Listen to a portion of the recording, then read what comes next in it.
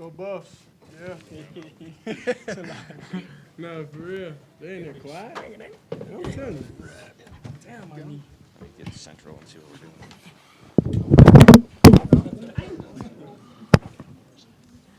Yeah, Steve has it. Check that mic. Cool. 0. Hey. Russ, we good? Good back there, Dave? All right. Questions for these players? Shedeur, Brian Howard from the Daily Camera. You just talk about the way you guys were able to shake off kind of a slow start, especially offensively, and just kind of take care of this game. How did you guys shake that off?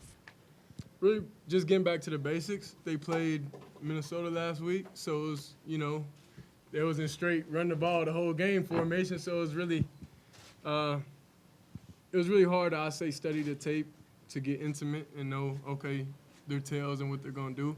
But I truly appreciate going through this game, going through this with my team, so we know how to respond when adversity hits.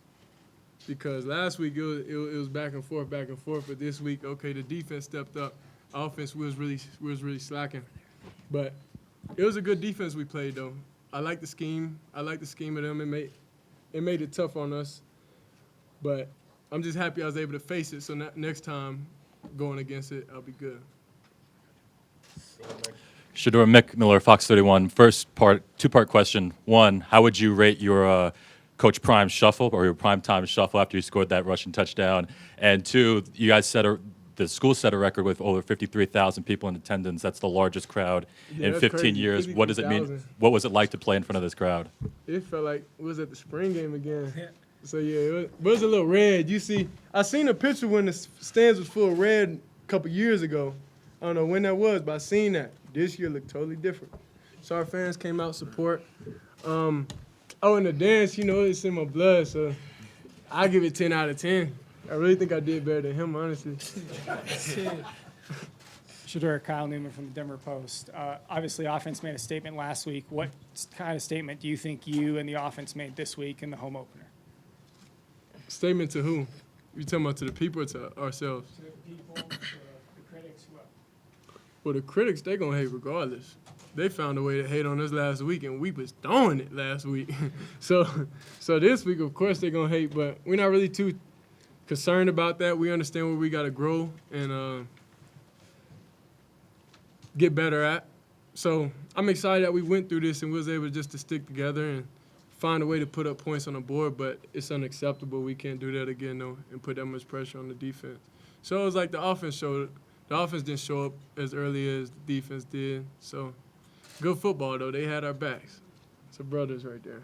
Hey, Sean, real quick, sorry. This is Xavier Weaver, 10 catches, 170 yards. Taijh, Alston, 1.5 sacks. Sorry, y'all. Go ahead, Sean. Shedeur, Sean Keeler, the Denver Post. You talked about last week leaving plays on the field, and you mentioned some things you want to clean up. How many did you leave on this one? What grade do you give the offense relative to what it could be? What grade you get offense? We ain't do what we're supposed to do. You feel me? I can't even grade us. Yeah, it was real bad today. I ain't gonna lie. It was bad. A lot of mental errors, a lot of misreads, missed throws. I missed him on one dig. But we just got to be able to just start faster and be able to just lock in quicker. So whether that's mentally, understand that going into practice and get everybody together and round them up and tell them, what time it is and we got to – but at least we didn't do one thing this week, though. We didn't have delayed game coming off sideline. We worked on that in practice. So it was a little faster. But the tempo of the offense, it wasn't as how it's supposed to be. But I'm happy that it's good and bad that came from this. This question's for Taijh there. Jack Harlow, Buffalo's Wire. At least on the defensive front, you guys did a better job stopping the run. Just wondering if you could speak to that a little bit. I feel like we did way better than last week, so as a defense, we just got to keep stacking days and getting better because we still had a few assignments that we messed up on that we can get better and correct, so we just got to keep stacking days. Oh, and I saw you on the news. I seen you on the news. Yes, I seen you on the news. I saw you on the field. Now, Darius told me, he was like, oh, she be in the press conferences. I didn't know that. So I turned on my TV. First time I watched TV, I see you on there. I loved it. I loved it. Yeah, Joe Rico, Mile High Sports Radio is the final word. My question is for Xavier. Hey, another 10-catch day. You're making a big name for yourself, and can you talk a little bit about the receiving corps? And I thought Shedeur's be a little humble with 393 yards passing. I think you're doing pretty well if you can call that a bad day. Now I say, we got higher standards. He set a standard for 500, almost 600 yards. So at 300 ain't none to him. But our receiver core is great. It's hard to stop all of us. We got too many weapons on the field at once. So it's hard for the team to play man. If they want to play man, it's over with. So they got to drop 8. So we practiced this coverage all week, and we just had to get a feel of it and get rolling. And once it started rolling, we ain't stopped. Go ahead, Romy. This is Xavier, Romy being CBS Colorado. What is it like having Shedeur as your QB, and how is he able to just get so many guys involved every game? Really, it starts in practice. If he don't like a certain look or if he don't like the certain way you ran something, he gonna come tell you. Stop the whole practice and come tell you. So it's really just the connection we build in such a short amount of time, and it's getting better. Like I can say, it's getting better, and we still got multiple games left. It's only gonna keep growing.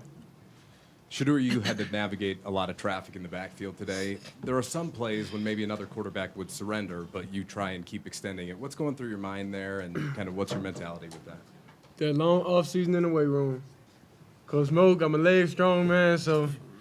And Coach Lou talked to me about it over and over and over this summer. So that's when I see the weight room really helped on the field today. So it's like, it's hard. Making one guy miss that ain't nothing. That's gonna happen. Like you've seen in the one they call incomplete. You've seen it. But no, it's really the weight room. No, it's really the weight room. And I don't really have too much quit in me like that. And I'm just not going for that. Everybody's regular people to me, and me versus them, I know I'm better.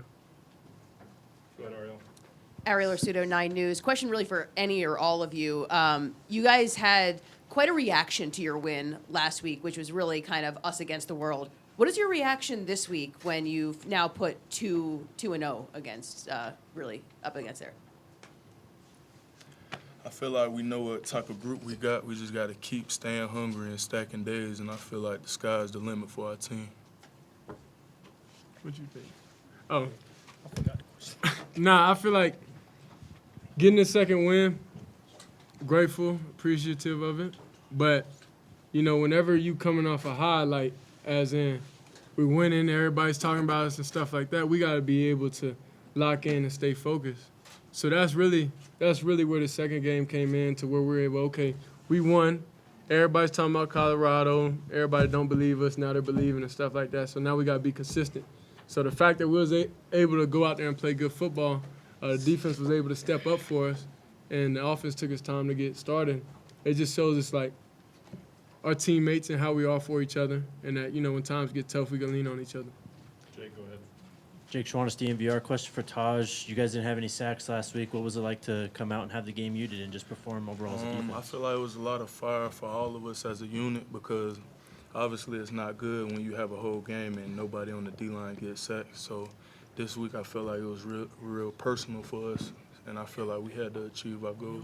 We just got to keep stacking days.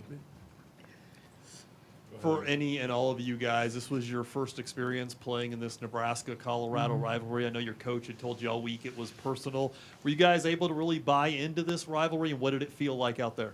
It was extremely personal. We go out there, warm up. You got the head coach for the other team trying to stand in the middle of the buff. Like, it's okay if like, a couple players do it. It's fine, Like, just enjoy the scenery. But when you got the whole team trying to disrespect it, then I'm not going for that at all. So I went in there and disrupted it. So they knew off rip, like, nah, the Buffaloes mean a lot to me. And personally, that's what I was saying pregame, and that's when I knew it was just extreme disrespect. And that's why it was the coach said a lot of things about my pops, about the program, but now that he want to act nice, I don't respect that, because you hating on another man, you shouldn't do that. So it was just, all respect was gone for them and their program.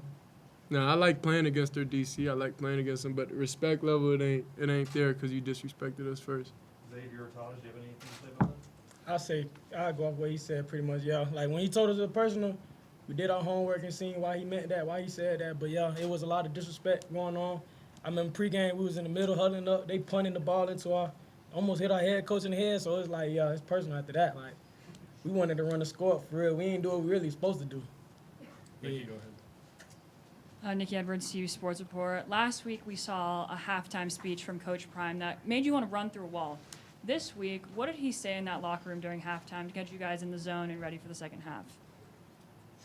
He just pretty much told us, like, it's personal. Like, you wouldn't want nobody coming in your house and doing whatever in your house, right? So it's personal for us. And I feel like we approached it that way every day in practice this week, and the results, like, showed itself. I was in the locker room, you know, getting my back, a little massage a little bit. I held on to the ball a little bit too long first half, so I missed the speech, kind of. I missed that. But it was definitely that, and it was like, we're not going like that, and we're making those players and that team look good for self-inflicted mistakes. We had a lot of penalties on offense that we can't afford to have. We had intentional grounding, missed a couple throws. Like, it was bad. So I don't feel like it could get any worse than that. The worst first half of football we ever played. Time for two more. Go, Brian. Shedeur, can you talk about Chick? You know, he's a guy that we didn't hear a whole lot about during camp. We heard a lot about the other guys. Then he comes out and has a big game today. Is this something that you saw out of him throughout camp? Yeah, I knew Chick's funny. I know he's going. One thing about the receiver group, it's all family. And the first thing we did when we all got together is tell them, like, hey, don't be in your feelings about nothing. This may be your game. This may not be your game. Everybody got to stay level-headed. When you got a lot of talented guys, you know, some people got to wait their turn. So that's just the whole thing when you handling that many talented players in one room. So Chick knew his time was coming, and he told me, I got you, bro. Like, each receiver, we talk different, so to where I know they're ready and they're focused. So Chick worked with him over and over and over. So now he got the exact look that we wanted, and he did what he was supposed to do. Go ahead, Matt. Hey, Max Olson from The Athletic. Question for Shedeur and really all you guys. What's going through your guys' head with 1 second left and the fans are rushing the field, and how did you get out of there?